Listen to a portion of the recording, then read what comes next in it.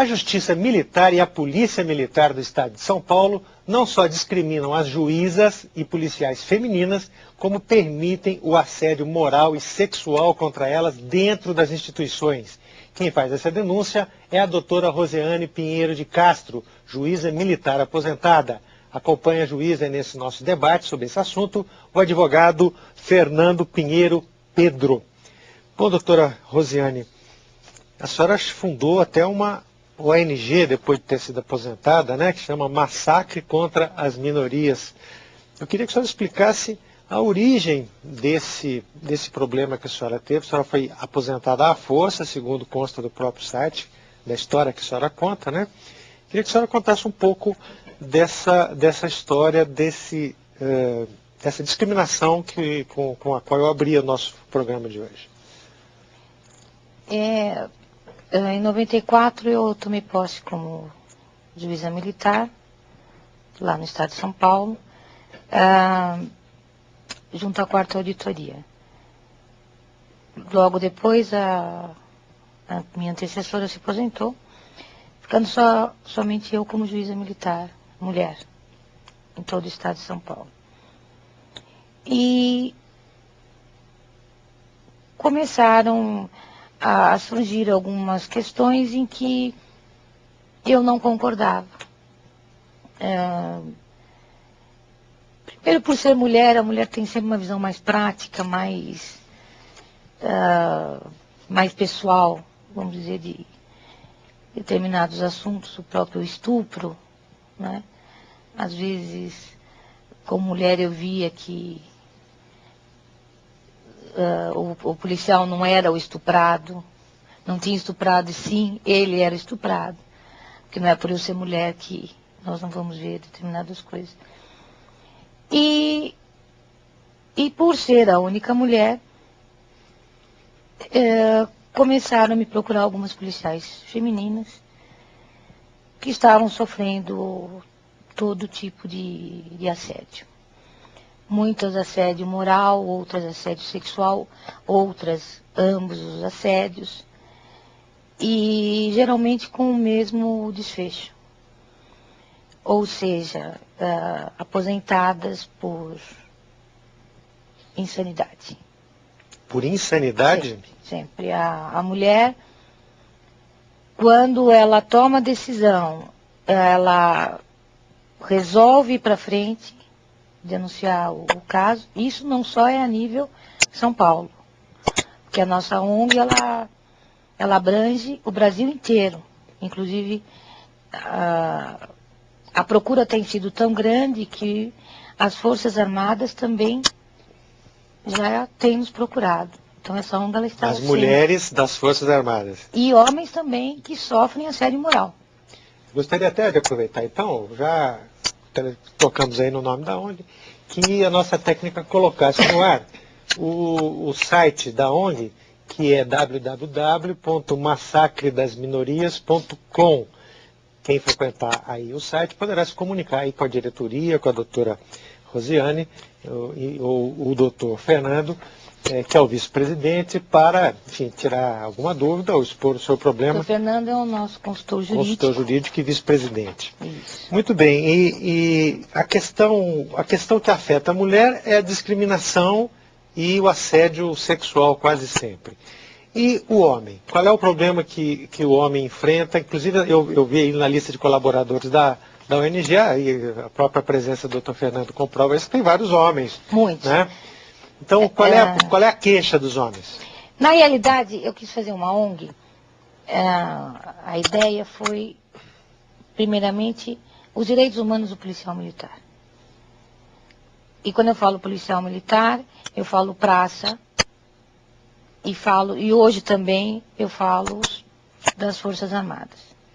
É importante falar que praça são soldados, cabos, sargentos, ou seja, os subalternos dentro os últimos na escala, da hierarquia, não os oficiais. Né? Uhum. O nível de assédio moral nas polícias e nas Forças Armadas está alarmante. Assédio moral é aquele... O senhor podia explicar para a gente, doutor Fernando, juridicamente, vamos ver. Tem acontecido muito, o Sérgio, até a gente estava conversando um pouco antes do programa, é uma mudança de filosofia. Primeiro, um fator novo. De uns 20 anos para cá, o volume enorme de mulheres que passaram a integrar as Forças Armadas e as polícias militares. Né? Sendo que nas polícias militares nós temos uma estrutura militar hierarquizada similar à das Forças Armadas, mas com uma função diferente. Enquanto que nas Forças Armadas você tem essa função hierarquizada, mas para momentos em que o país se vê ameaçado e na defesa da sua soberania, para períodos de guerra, de intervenção em larga escala, né? Na polícia militar, essa hierarquia muito rígida, ela é voltada para uma atividade administrativa, que é de policiamento, né? Para deter pessoas, né? Prender suspeitos, reprimir manifestações. Então, quando a mulher entra nessa hierarquia, a gente tem observado isso bastante, há uma reação cultural. Primeiro, um espaço que antigamente era um espaço dos machos, né? Dos homens, ocupado gradativamente pelas mulheres. Segundo, um fato muito claro que tem acontecido em toda a vida corporativa empresarial, e não é diferente no Estado, o fato de indivíduos estarem hierarquicamente postos acima de mulheres e fazerem uso dessa hierarquia para assediar sexualmente, assediar moralmente o subalterno. Quando se trata de uma hierarquia militar, o assédio é mais forte, porque há por trás disso a disciplina. Né? E quando isso não acontece, o assédio passa a ser um assédio moral. Né? O assédio moral é justamente se utilizar da hierarquia militar para fazer perseguição, né? Disciplinar. Prende o indivíduo, comunica faltas que às vezes o indivíduo não cometeu, ele vai ter que se defender, defende uma, de outra, na terceira, muda o comportamento dele disciplinar. Isso faz com que ele seja sempre ameaçado de ser excluído da força. Né? E isso traz para dentro do indivíduo, para dentro da casa do indivíduo, toda uma pressão, né? Somada à própria atividade dele, que é uma atividade de lidar com a violência do dia a dia, que torna a vida dele insuportável. Agora, qual é o papel da mulher hoje nas polícias militares? O que elas mais fazem? Elas vão para a rua junto com os homens para o combate ao crime, ou elas fazem trabalhos mais administrativos, ou elas tratam de casos que envolvem mulheres? Qual é o papel mais, digamos, desempenhado pelas mulheres nas polícias militares? As mulheres hoje fazem qualquer coisa dentro da polícia militar. Elas têm competência para exercer bombeiro, rota, tático, elas estão em todas as unidades. Mas há algo que deve se chamar a atenção, porque geralmente as bonitas, elas são trazidas para dentro dos gabinetes. E vamos dizer, os padrões mais feios são colocados para trabalhar na rua, quando muitas não querem isso. E é ali que muitas vezes começa o assédio. Pela própria proximidade com o superior. Né? Exatamente. Tanto que, num dos processos que eu atuei, que foi uma das causas da minha aposentadoria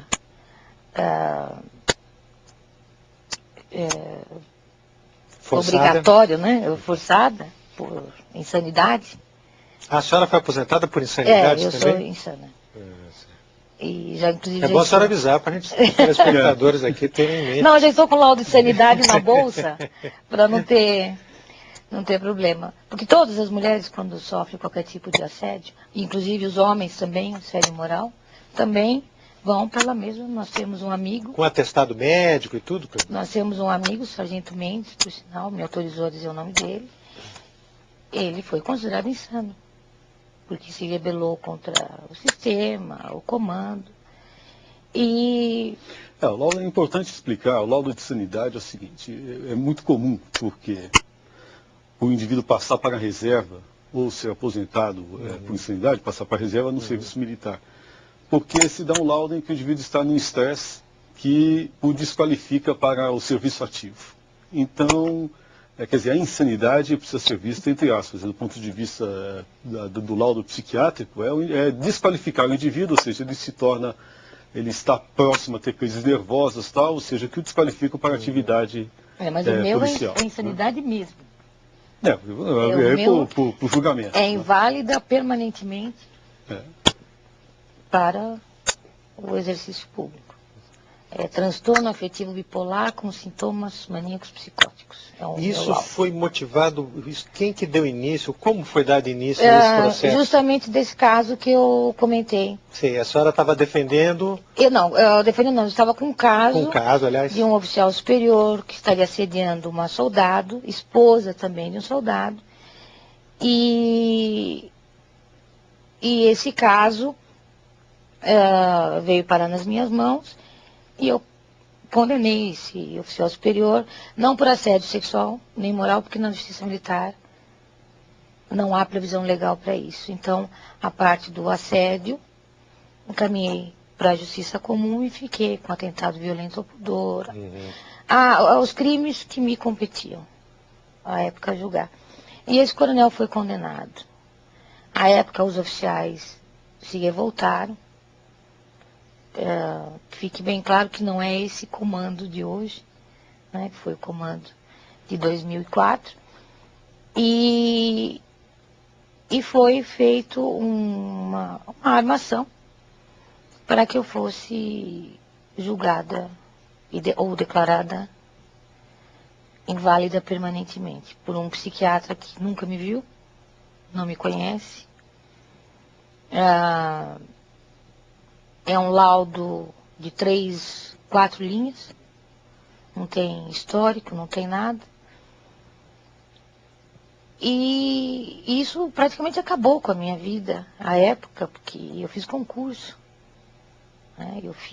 Tinha sido recente, né, o concurso que a senhora fez? Eu fiz em 1993, tomei posse em 94. Eu fui para a Justiça Militar. Também já trabalhou na Justiça Militar há mais de 20 anos. Já trabalhava antes, né? Eu entrei com 18 anos na Justiça Militar. Por concurso público. Aliás, fui a primeira mulher administrativamente a trabalhar no Tribunal Militar. E o meu sonho era ser juíza militar. Então, eu fiz concurso à época para uma vaga. Estudei. Era o meu sonho. Sou filha de militares, né? Neta de militares. E aquilo, a época, enfim, o assédio moral que eu passei, eu cheguei a ter mais de 30 processos administrativos. A ponto de um determinado dia eu receber 5 intimações de uma só vez. Então, o assédio moral que você passa a sofrer, a pressão, a coação que você passa a sofrer, era um julgamento atrás do outro, os motivos dos mais absurdos. Um, porque eu não cumprimentei o presidente do Tribunal Militar numa solenidade civil. Até porque eu sou pequena, não dá para ver todo mundo. Pelo fato da senhora não ter cumprimentado o presidente? Foi uma solenidade, não solenidade, foi até uma... Isso gerou um processo administrativo? Gerou um processo administrativo. Foi numa... solenidade não, foi uma convenção da Polícia Militar. Teve em São Paulo, uma coisa totalmente civil, eu fui na parte da manhã. E realmente não dá para você ver todo mundo. E eu não sou militar, eu sou juíza de direito. Né? E não teria o porquê não cumprimentá-lo, mas realmente eu não vi, não sei onde ele estava. Então, só para dar um exemplo do que é o assédio moral. Por qualquer motivo, você passa a sofrer todo tipo de constrangimento, todo tipo de pressão. Houve tentativas de invasão, minha residência, está registrada inclusive na delegacia da mulher, e a ponto de realmente mexer com a minha saúde. Eu entrei em depressão, entrei em síndrome do pânico, eu não queria mais sair de casa. Se não fossem meus amigos, né? Essa realidade, doutor Fernando, ela é observada pelo que a ONG já pôde detectar em outros estados também? É observado. Isso é comum? É comum. O grande problema, Sete, é a característica da hierarquia militar de 15 níveis, né, ou mais, que é posta hoje no serviço policial militar. Não deveria mais ser assim. Né? A Justiça Militar, pouca gente sabe disso, ela já foi criada, a Justiça Militar Estadual, ela foi criada no início do século XX, justamente como uma forma de evitar os assédios morais aos quais os policiais militares eram submetidos na época. Na época eram as famosas milícias, né? Forças públicas, que eram submetidas a enormes arbitrariedades administrativas. Naquela época a punição incluía até chibata, né?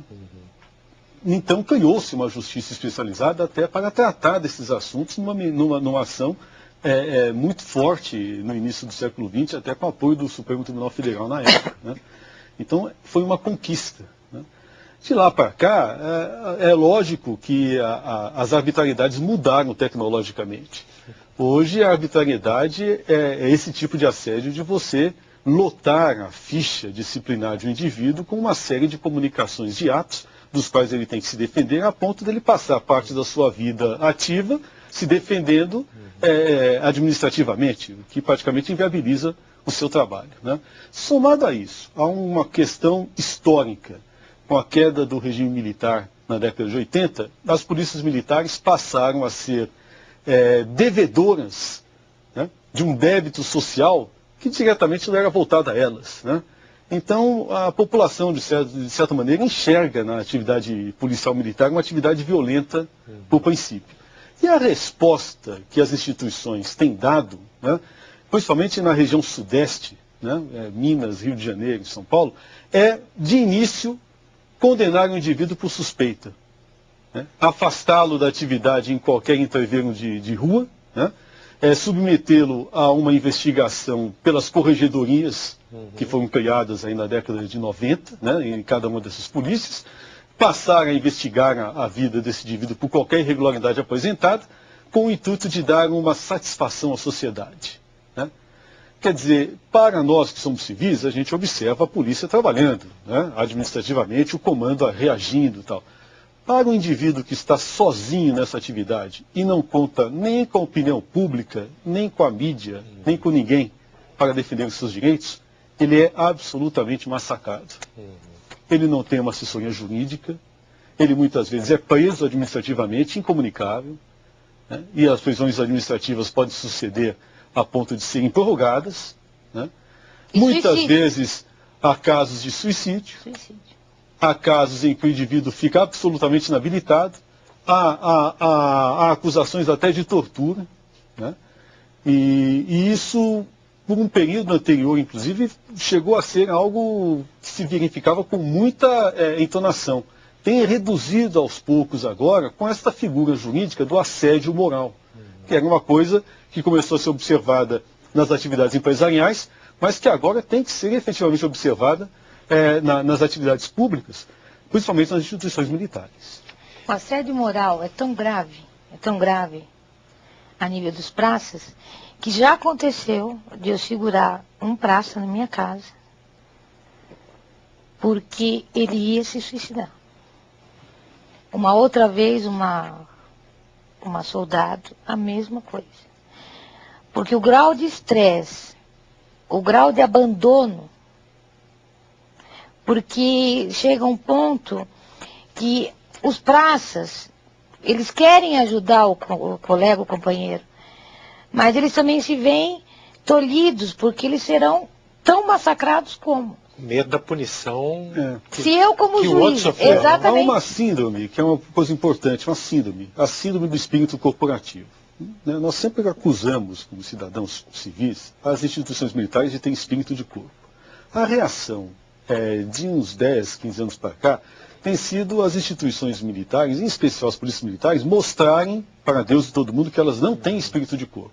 O resultado disso é nefasto para quem está na ponta da linha, porque o indivíduo fica desprotegido em qualquer circunstância na sua atividade diária. É muito interessante essa análise que o doutor Fernando faz, porque para a população em geral, a gente essa realidade não é mostrada. Não é mostrada, não é a comunidade sempre exige da polícia punição exemplar de quem comete violência ilegal, de quem, enfim, comete ilegalidades, dos policiais que participam de crimes, de lavagem de dinheiro, de roubo, etc, mas não sabe dessa realidade de isolamento dele frente a tudo, né? Total isolamento. E é importante observar uma coisa, Sete, de uns tempos para cá, você observe a atividade policial passa a ser cada vez, ao mesmo tempo que tecnologicamente ela tem evoluído, a ação policial é cada vez mais branda. Né? Puxa, está se respeitando os direitos humanos. Não é bem assim. O que está havendo, na verdade, é que o indivíduo está se protegendo na sua atividade. Evita-se o embate, porque não há cobertura. Né? Quando há uma ação, por exemplo, de tropa de choque, como houve recentemente numa tentativa aí de invasão da Assembleia Legislativa de São Paulo, eu acho que todas as TVs filmaram, os policiais cercados, né, apanhando. Se eles revidam, são violentos demais. Se revidam, são violentos. E o que é pior, cada reação que poderia se dar no direito, no dever de fazer prevalecer a autoridade do Estado, passa a ser punida. Né? E o indivíduo ele não é punido com a decisão administrativa, ele é punido com um processo. Antes de você absolver ou condenar o indivíduo, você o pune com um processo.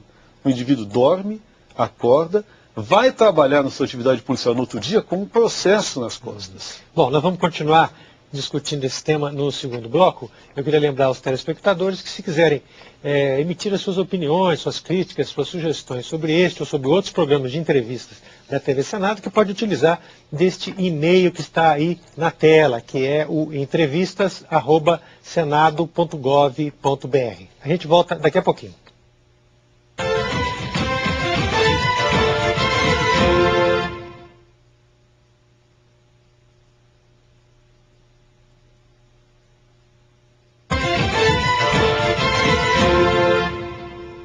O Cidadania Debate retorna discutindo a discriminação contra a mulher e o assédio moral e sexual contra ambos os sexos nas polícias militares. O assunto está sendo discutido aqui no nosso debate com a doutora Rosiane Pinheiro de Castro, que é juíza aposentada da Justiça Militar de São Paulo, e com o doutor Fernando Pinheiro Pedro, que é vice-presidente da entidade massacredasminorias.com. Bom, nós estávamos no primeiro bloco aí tentando identificar essas razões da criação da ONG, e aí chegamos aí a detectar como o soldado, o sargento, enfim, os policiais militares de baixa patente sofrem com as perseguições de vários tipos que ocorrem de cima para baixo, ou então da sociedade, que eles se sentem muito, ou ficam muito isolados quando sofrem um processo, um inquérito, porque ninguém apoia, né? Quer dizer, nem a mídia, nem a sociedade, nem os seus superiores, nem os colegas, porque também temem a mesma punição. Às vezes nem a vizinhança. Nem a vizinhança, né? Por medo de represália. Na realidade, nós pensamos nessa ONG como os direitos humanos do policial militar. Porque... que começou como uma discriminação contra a mulher, se descobriu que, exatamente, do ponto de vista de assédio moral, a coisa era se acontece com uma juíza, que não foi no meu caso, e eu fiquei completamente sozinha, abandonada a nível de colegas de profissão, eu falei, e os praças? Como ficam? E daí já estavam me procurando praças que estavam sofrendo todo tipo de assédio moral. Quando falo praças, são homens também. E foi a nossa ideia criar essa ONG. A quem que eles podem recorrer normalmente, digamos? Um advogado é uma coisa usual, mas, por exemplo, o Ministério Público, existe alguma outra entidade? A quem que um injustiçado pode recorrer? Um policial militar injustiçado? Você vê uma coisa, tem uma lei do Estado de São Paulo... Além da ONG, naturalmente. Tem uma lei no Estado de São Paulo de 74,